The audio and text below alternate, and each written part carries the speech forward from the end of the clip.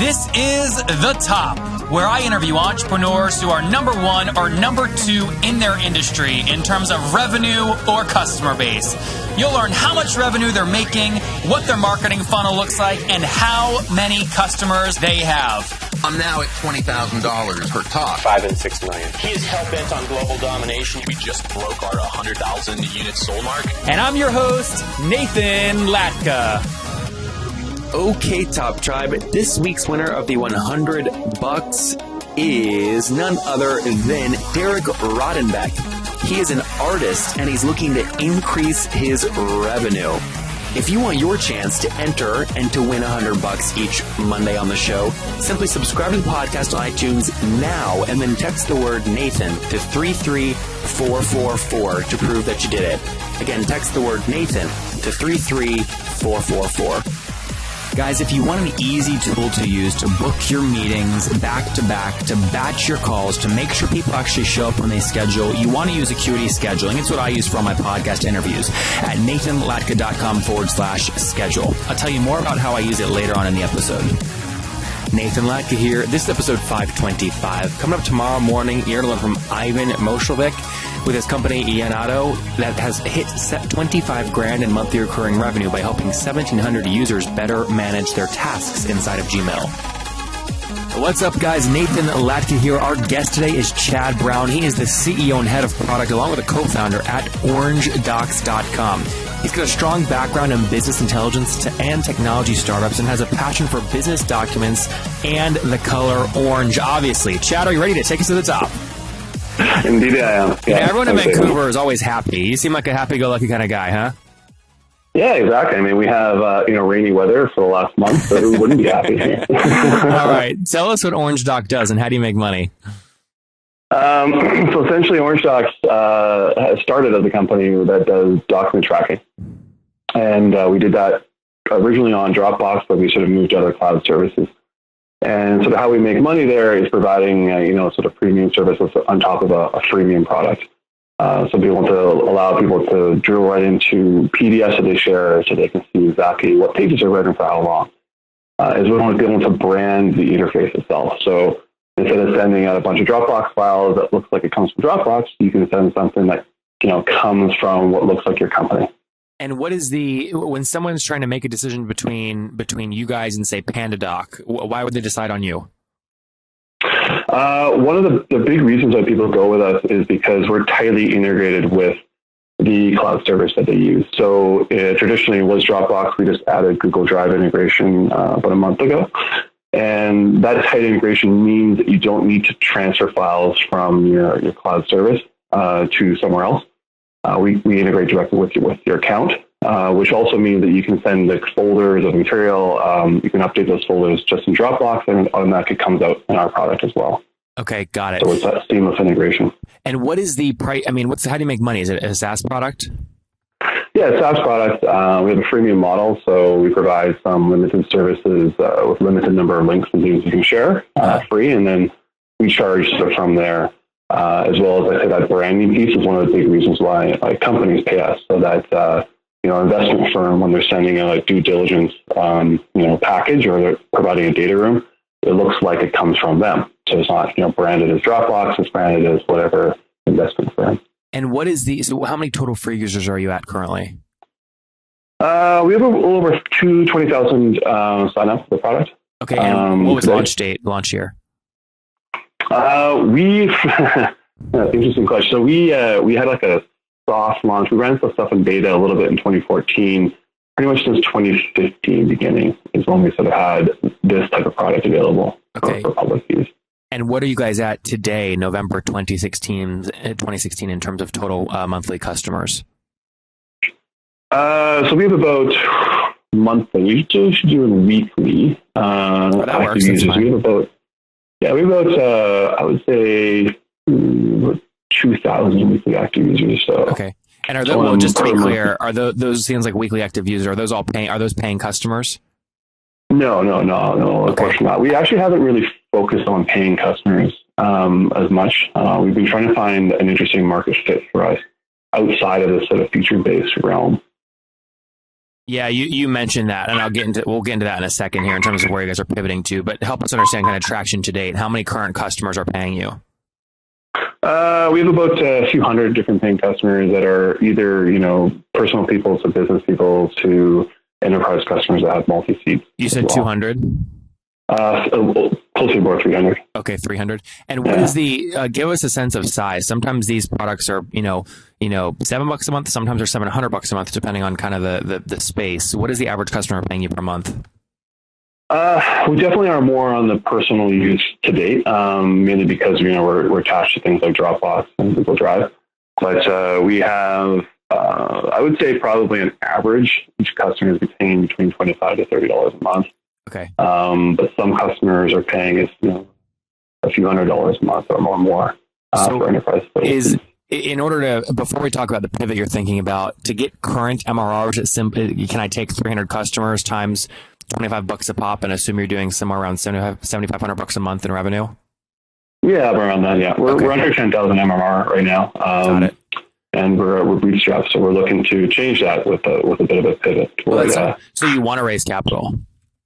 Well, yes and no. We were looking earlier this year to raise capital, and we felt that where we wanted to be is in a position where we knew exactly where we sat in the market. We have a product now. We were looking at it saying, it's a feature-based product, and we really want to be a product where we can say, hey, listen, we can be an enterprise-based product that will have multi-seat deals with customers, rather than just pushing forward with more of like a personal product that individuals would use. So those are like very different things. Let me ask you a question. Why don't you sell Orangedox and then go launch a new company with the focus you're doing?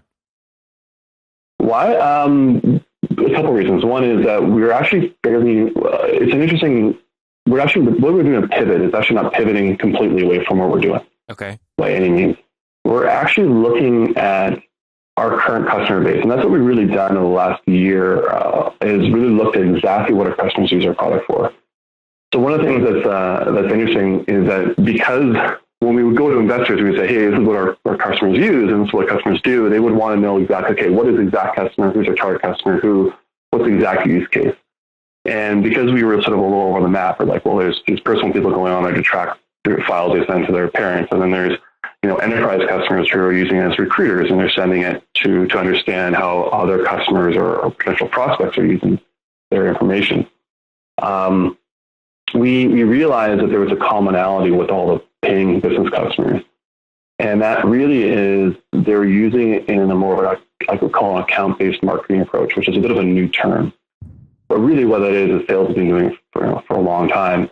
Is sending material to marketing material to prospective customers, and then in order to gain that particular account, and in doing so, what they're really trying to do is drive these sort of product champions internally in the company. So the more we realize that there's a commonality there for paying customers to use this product, they don't necessarily call it account-based marketing necessarily, but that's really what it is. So what we realized as we talked to a lot of these customers about what we can do with the product and where we're going with it, more than just tracking, we're looking to drive things like customer engagement by providing an interface that's much higher engaging. It's almost turning into like a microsite of content. And second to that, it's also driving insights where you can see specifically who in a company is actually consuming the material. So if I send it to you, did you forward it to anybody else in your company, and who those people are? And things like that. So as we sort of unearthed that as a direction that we wanted to go anyways, we sort of did under this banner of account-based marketing, and that really opened up a lot of people's, a lot of our customers to say, hey, wow, we can do this sort of stuff that we didn't think we can do before. So what is you guys had mentioned you're bootstrapped. What's your team look like today? How many employees? So it's me and my co-founder Chris, and we have a couple part-time employees that we hire out when we need to. Okay, got it. But 2 full-time, right? Yeah, 2 full-time. Okay. Yeah. And then do you guys have a good sense around like gross, customer churn per month? Yeah, our customer churn is probably looking at around monthly, I would say less than 5%. Okay. So right around 5-ish? Yeah, around 5-ish, yeah. Okay. And what is how are you acquiring these customers? You mentioned you had 20,000 users, which is no small feat. 300 of them are paying. How are you finding these folks? Yeah, that's honestly been a bit of our Achilles heel. I come from a technical background and running another company before this.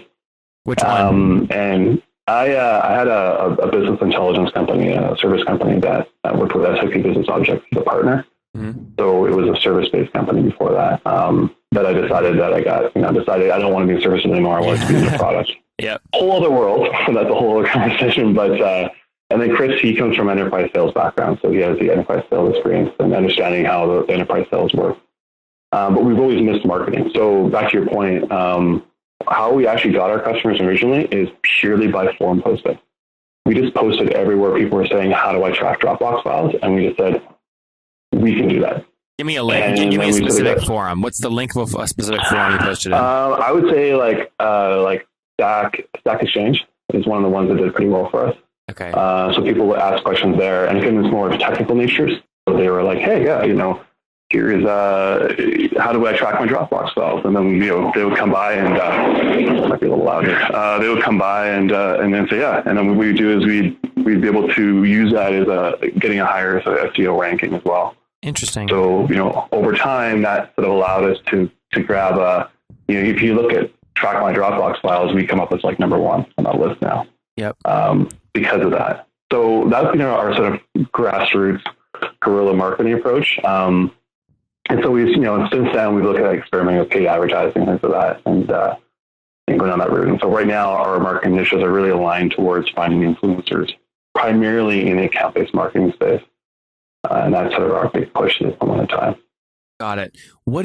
So where are you guys based currently? So we're in Vancouver.